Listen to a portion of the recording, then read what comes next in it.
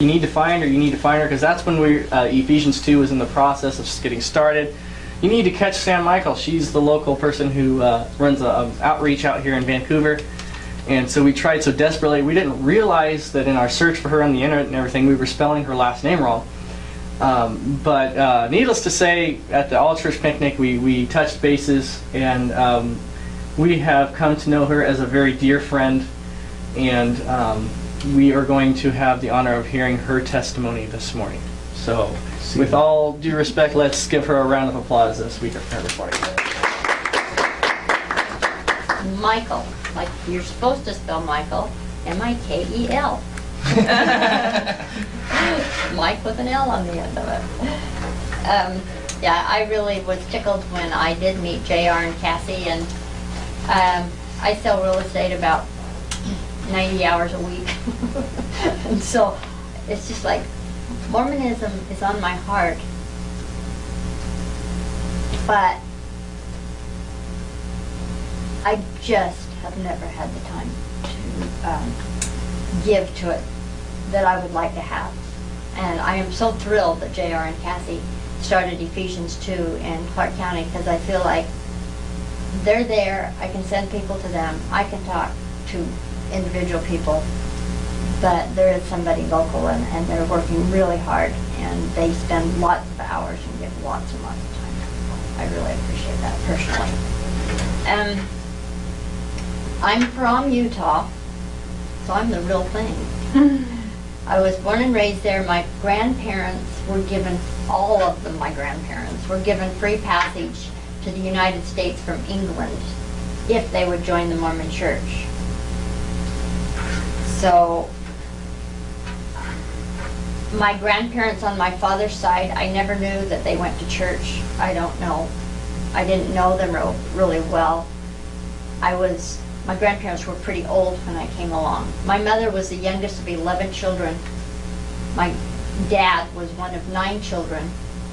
And so my mother was fairly old when I was born. So I had cousins that were like 40, 50 years older than I was.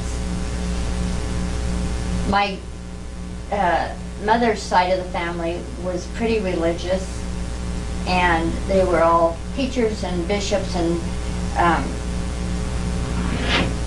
involved in the county politics and things like that. My dad became city manager. He did not have an education. He worked for the waterworks and actually started out digging ditches, and then became water superintendent. And then when I was about 13, he became city manager and ended up being president of the Utah City Managers League. He didn't go to church. He smoked cigarettes and he drank coffee. So growing up, my parents made me go to church. The Mormon church is really, really boring. There's an hour for church, there's an hour for Sunday school, and then there's an hour for men. It's called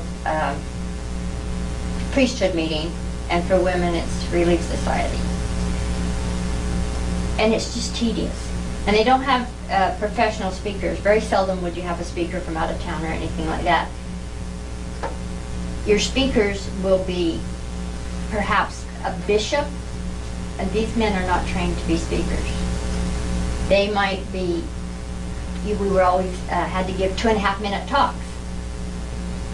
Well, the only time I get my parents to come to church is when I gave a 2.5-minute talk, so I gave quite a few 2.5-minute talks. And we didn't have Mormon books in the house. So I remember one time the Jehovah's Witnesses came by with their Awake magazine, and I found I still remember studying this pamphlet they gave me, and that's what I gave my talk on. And it was about faith without works is dead. I still remember that, and I was talking about a rowboat that had gone, if you didn't row, if nothing happened. If you didn't row, nothing would happen. And I couldn't have been more than about 10 years old, but I still remember. That was all I had to get my 2.5-minute talk out of. We always had, we were always trying to earn awards. We had a bandolo, and I'm going to bring mine, but I couldn't find it. And it was just a piece of felt that went around your neck, and then they had these plastic things that you earned by doing good works, by giving your testimony in church, and I was scared to death to give my testimony. I was scared to death. It was one of those things you had to do it in order to get a certain thing on your church, on your bandolo. And this is what a Mormon testimony sounds like. I know the Church of Jesus Christ, the only true church upon the face of the earth. I know the Book of Mormon is true. I know that Joseph Smith was a true prophet of God.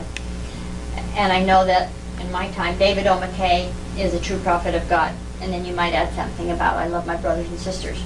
When Mormon missionaries come to your door and they want to bear their testimony, it will sound generally a lot like that still. Once a month, you had testimony meeting. And so you had to sit in church for the 1 hour and listen to everybody get up and say that. And then they would say, and then they would go on, and they'd be crying, and everybody be crying, and it's very, very emotional.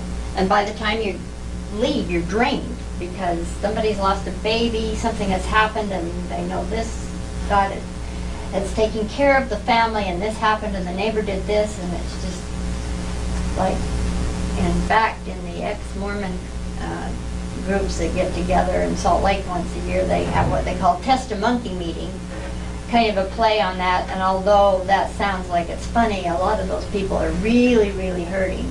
And when they get up and try to talk about that time in their life, they break down, although it's meant to be kind of a time of comedy, but it's not funny. You know, as we laugh, we cry. My sister was 14 years older than I am, is still 14 years older than I am. She has 5 children. She has 4 children that are married. I have 1 child. I'm not very good, you know. Big family shows something about your, probably about your salvation. But in the Mormon Church, they believe that there's spirit babies waiting to be born. And if you don't get them into your family, heaven forbid they could be born in darkest Africa. So that's, my nieces, I often hear them say, I still think there's another baby up there that that's for us, that should come into our family. So my sister's husband, my dad was a really hardworking man. He was very honest and very honorable, but he smoked and he drank coffee, so he wasn't that good. My brother-in-law didn't do any of those things, but he was a really good Mormon.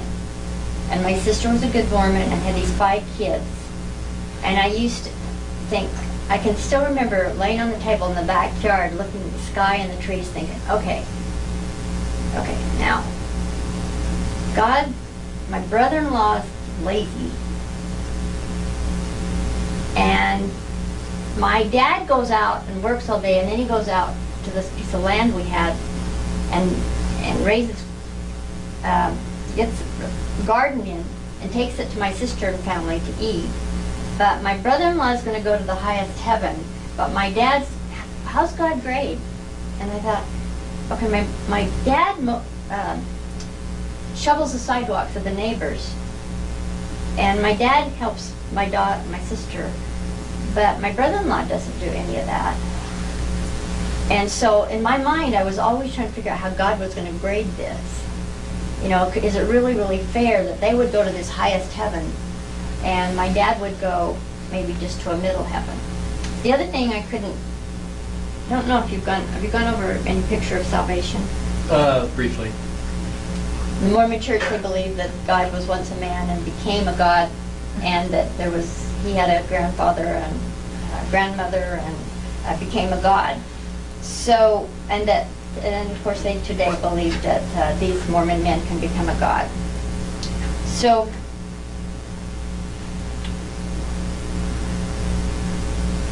I thought,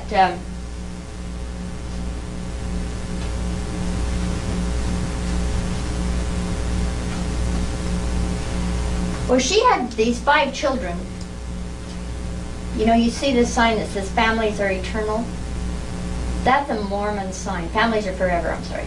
That's a Mormon sign. If you see that a Mormon has either given them that sign, or there's Mormon people working in that office. And so what that means is that that family will be together in heaven. And even as a little kid, I still back on the picnic table. I think it did a lot of thinking there. Was okay. My sister has 4 kids that are boys and 1 daughter. And if this boy gets married and his family gets their heaven, and this boy gets his heaven, and this boy gets his heaven, and this boy gets his heaven, and she goes with her husband to this heaven, how are they going to be together?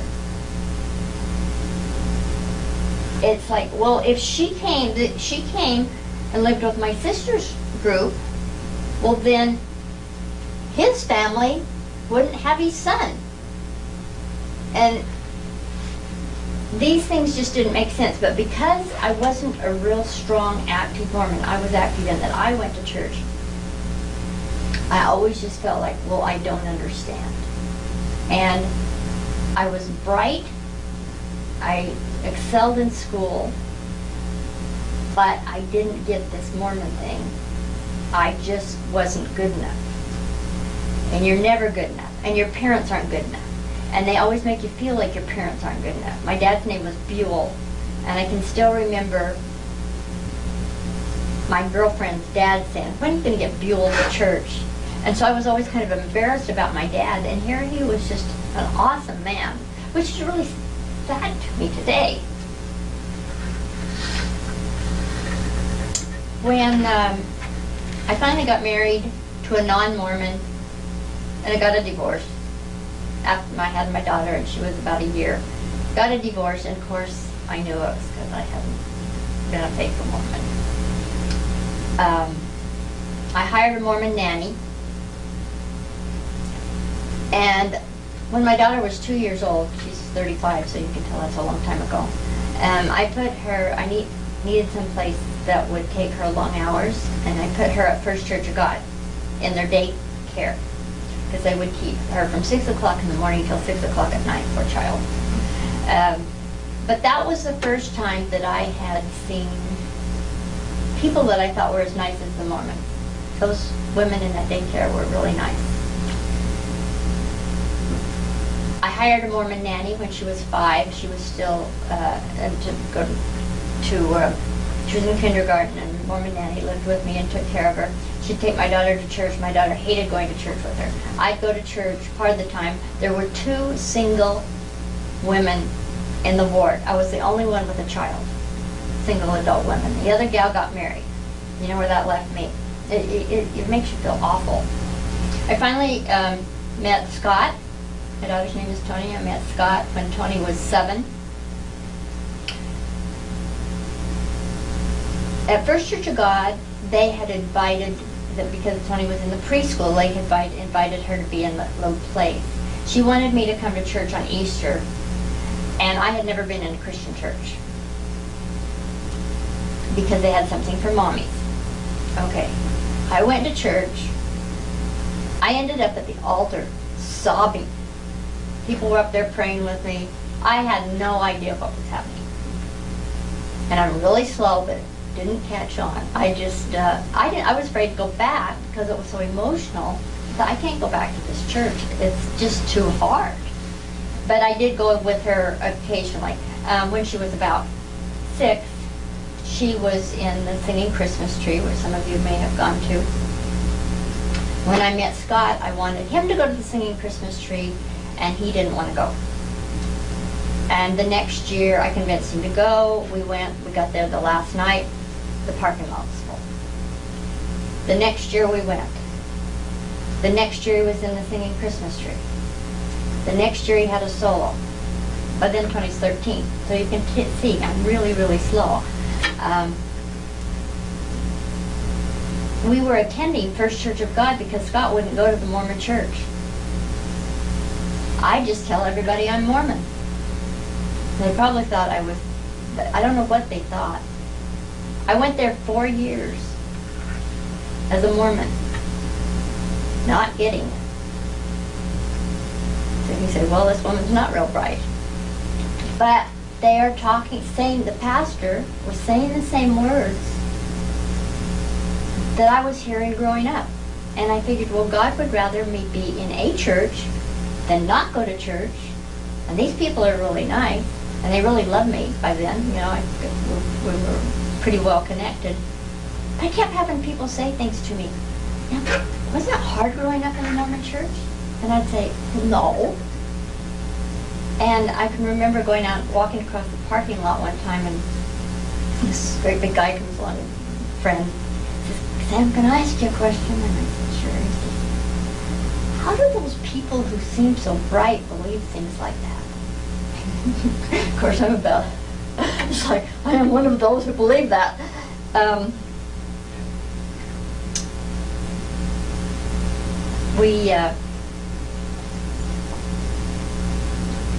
So the night that Scott was in the Singing Christmas Tree as a solo, which took me 5 times from wanting to go till he just got a solo. God has such a sense of humor. Okay. I wanted to take pictures, my husband.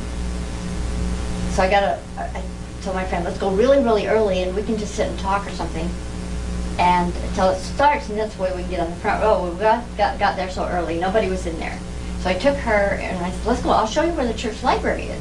So we walked in the church library. I walked right into this book called Mormonism or Me.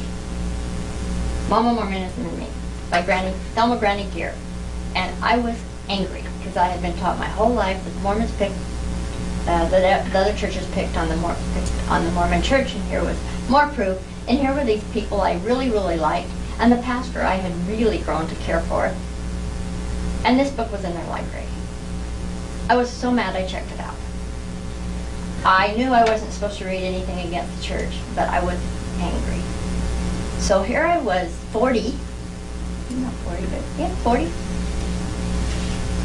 And I had never dared read anything against the Mormon church. I went from that Friday night service, Thursday night service, Thursday or Friday night service, as a believing Mormon, till Monday, absolutely knowing it was a lie. Thankfully, that book was one where she said, the Mormon church teaches this, and it's not true because the Bible says. That's exactly what I needed. Although the Pastor Marvel was preaching the gospel, I didn't understand it. I think that, I always think of rightly dividing the word of truth. That allowed me, the Mormon church teaches this, but the Bible says this. I cried the whole way through that book because I was so angry at the things that were in that book that were stated as fact that I had never heard. I had never heard that Joseph Smith had a gun in Carthage jail when he was martyred like Christ. I never heard he had a gun and shot back and killed 2 people. I never heard that the Urim and Thummim had been taken away from him when he was translating the golden plates with them, and that he translated the rest of the Book of Mormon with a rock that he found in a well, and that he put the rock in his hat and would hold the hat up against his face so as to exclude the light, and the words would appear. And when they were written down correctly by the scribe, they would disappear. I had never heard those things. My dad was a real no-nonsense person, and I'm so sad that I learned these things after my parents died, because my dad was always talking to me about cons. So I was always cautious of cons, but I didn't realize that I was in one.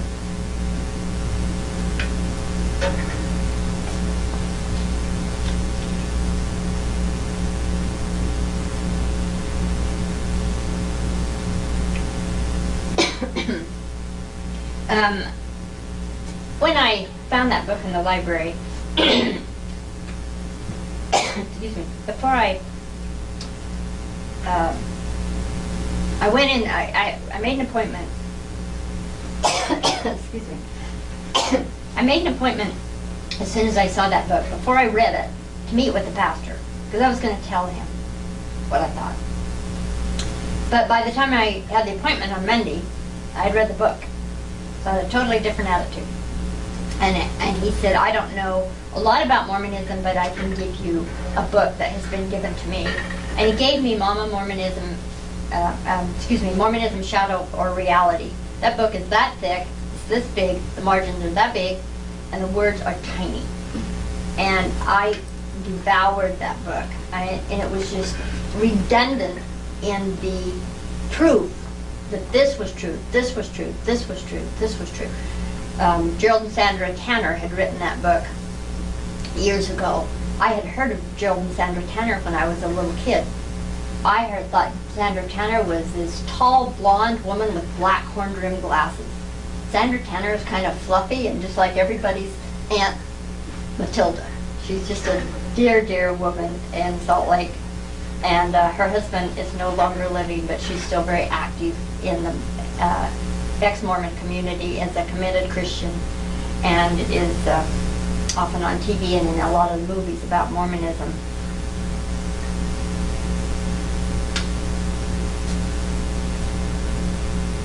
I read that book, and then my production in real estate dropped $1 million that year because all I did was to read everything I could get my hands on. I accepted Christ so many times that, because I wasn't sure I was doing it right. You don't know what you don't know.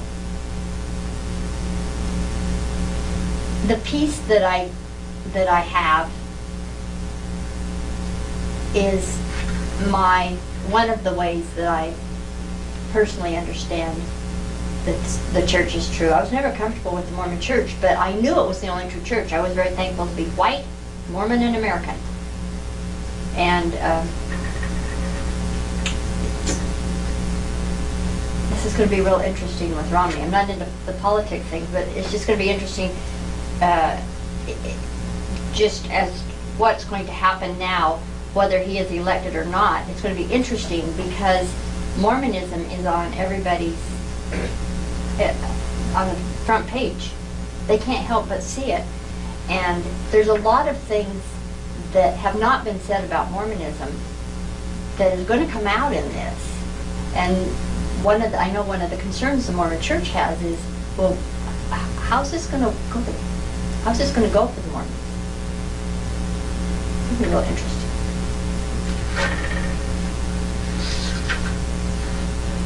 Well, I think there's even concern on the Christian side, and whether mainstream Christianity will accept Mormonism as Christianity and try to, because already you see some mainstream Christian leaders kind of, yeah. The first time before I read this book, I did hear Pastor Marvel say one day that you could be forgiven for any sin. And I can remember thinking, yeah, but what about divorce? And I was so embarrassed about not knowing anything like that. I never asked anybody. I didn't even ask my husband what that meant. So you don't know what's going on inside a lot of people's heads when you're talking to them.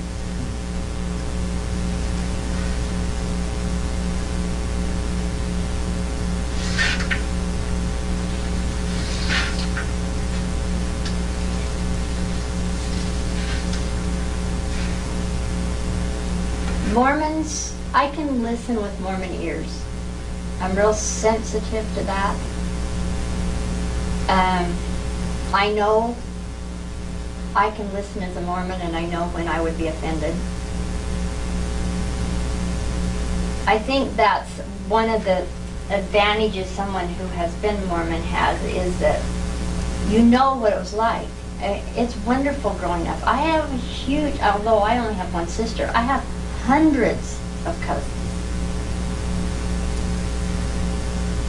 I don't have any of them now, really. I have,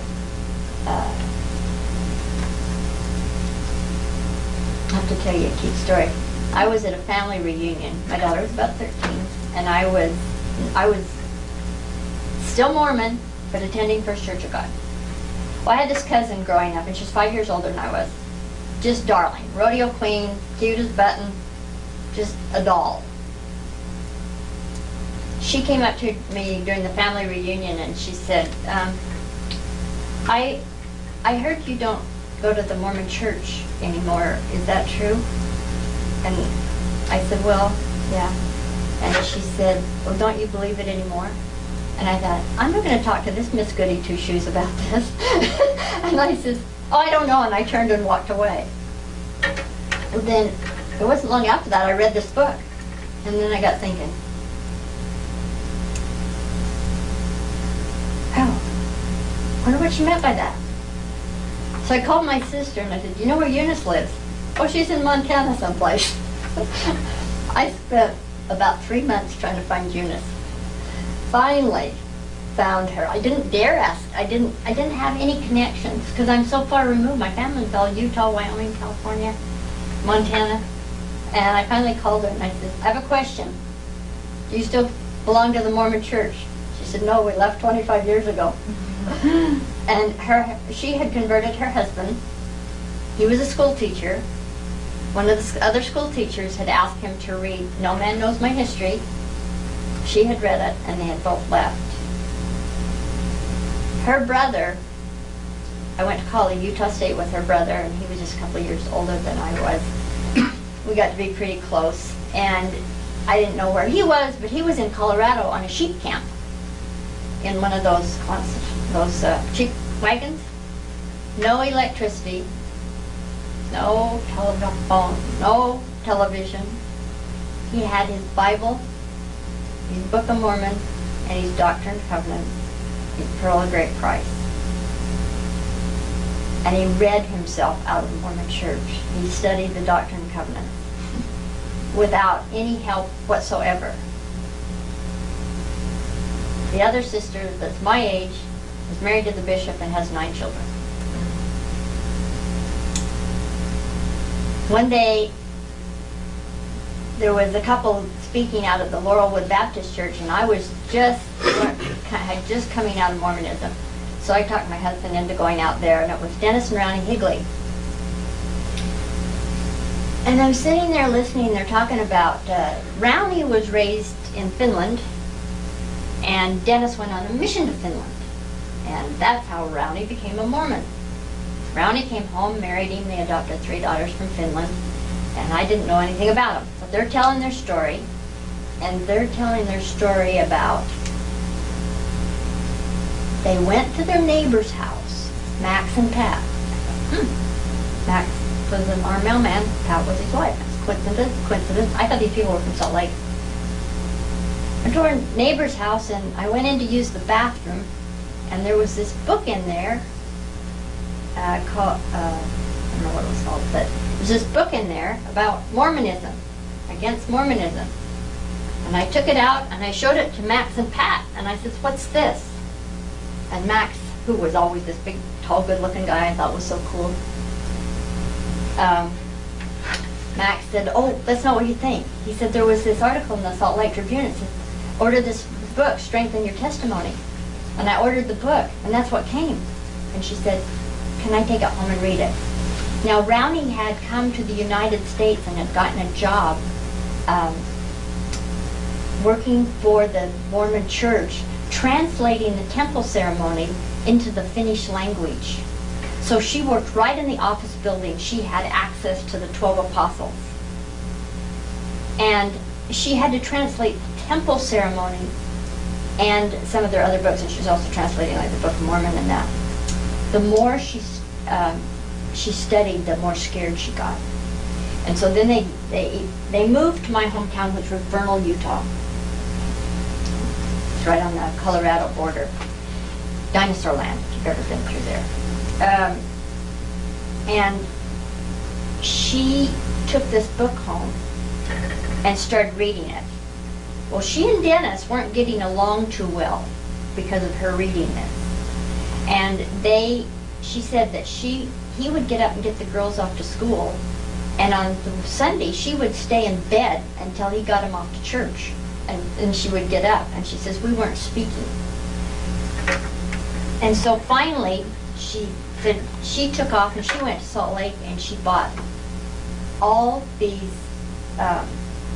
books against Mormonism and started reading them. Then they went and bought all the books that they didn't have for reference material. And so I guess Max and Pat are watching this.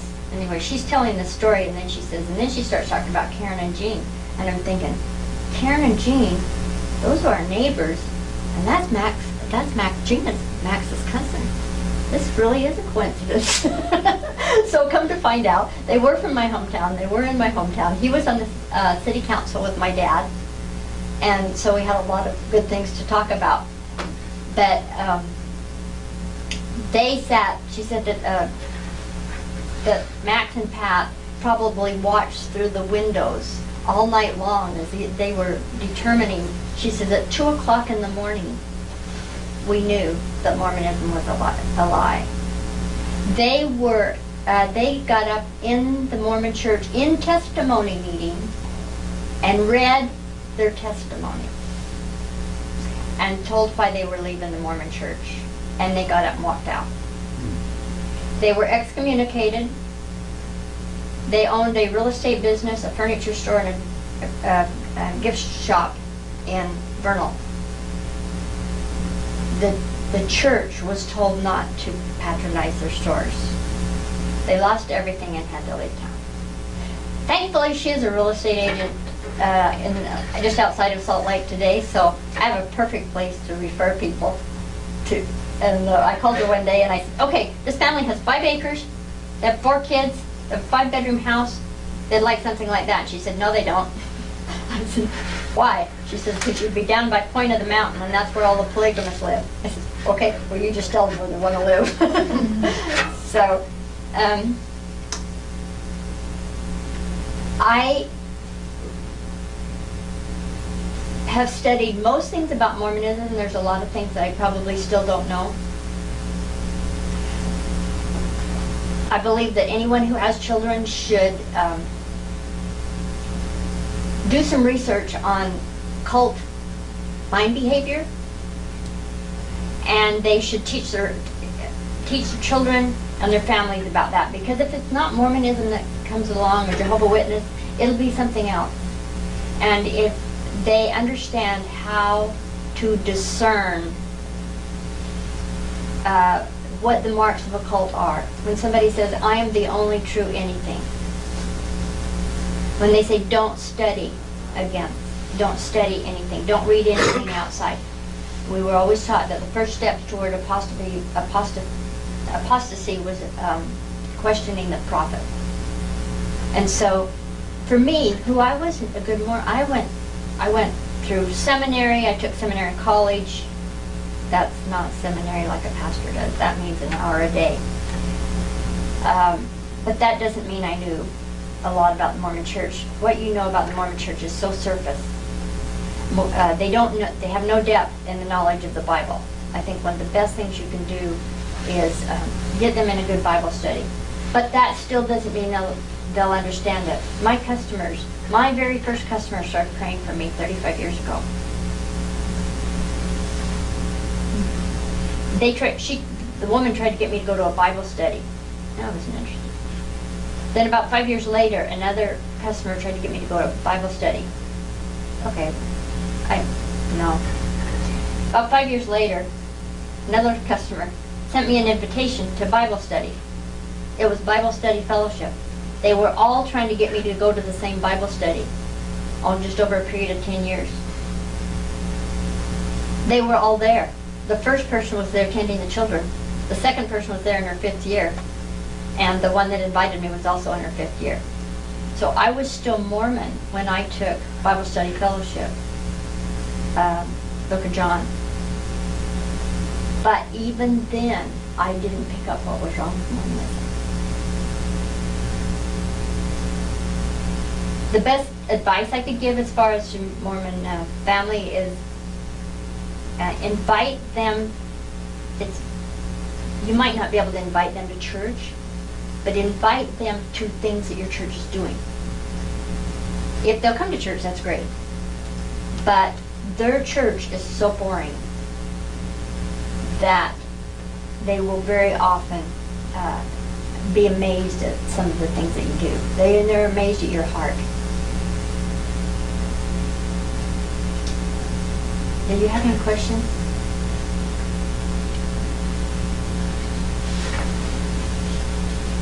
You said you did some studies of Mormonism, and did you go to BYU or? No. I graduated from high school and then I went to Utah State. My sister went to BYU. And that was just the rebel in me. I wasn't going there. My sister's wonderful. We've never had an argument in our whole life. I tried to talk to her about what I'd learned. And she said, honey, we can't talk about this. So we don't. Would you recommend sending those kinds of books to Mormons that you know? No. No. I did that. I did that to all my family. Wrote this heartfelt letter. No. Not even your No. I don't know that they'd read it. I think maybe there's some the videos that a Living Hope Church in Brigham City is putting on Bible versus the Book of Mormon, and some of those. If you could get them to watch anything like that, just say, would you watch this and give me your opinion. I saw this video, would you come over and watch it? I want to know what you think. I want you to tell me what's wrong. I almost think you have to have that kind of approach. Huh? That's a pretty sneaky way to do it. Mm-hmm. And I have one friend who came out of Mormonism exactly that way. That big book, the big one, Mormonism, Shadow or Reality. Her friend gave her that book and said, her friend who has been Mormon read it, found out it wasn't Mormon, gave it to her and said, read this and tell me it's not true. So, You give them a chance to disprove the book. They take in right. information. If you could talk to them if you're close enough and say, I read this book, this disturbed me. I want you to read it. Will you read it and tell me what's wrong with it? But they're not supposed to read anything against Mormonism. But today they are getting the information on the internet. Mormons aren't necessarily the most honest people. And they would refute that because they don't feel about themselves that way. I think that's one of the things I've had to learn as a Christian is to be totally honest. As a Mormon, you don't want the bishop to catch you. So I was really surprised to find out that God knew. I was just worried about the bishop. And that's where you'll see Utah is number 1 in FHA in head foreclosures, or number 1 in business fraud. They're like number 6 in teenage suicides, particularly among young men. They're number 1 in Prozac use. And so what they're doing is they're hiding. When I first went to First Church of God, and that was my experience, that was my only experience with church at that point, and they had the prayer sheet out there. I'm thinking, oh my goodness, they're having marriage problems. Because you never exposed anything like that in the Mormon church. If you had a child that was pregnant, you got that child out of town, and that baby was born and given away, the child was brought back, everything was cool. No matter whether the young woman wanted to give the child away or not. A lot of those boys' ranches, you hear about these teenage ranches, they're all in Utah.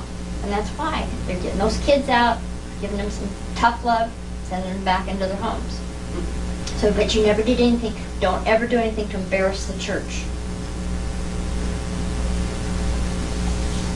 as a Christian, you know, you bear your soul a lot of times. But as a Mormon, you do not. That would explain a lot. Thank you. Thank you. Thank you.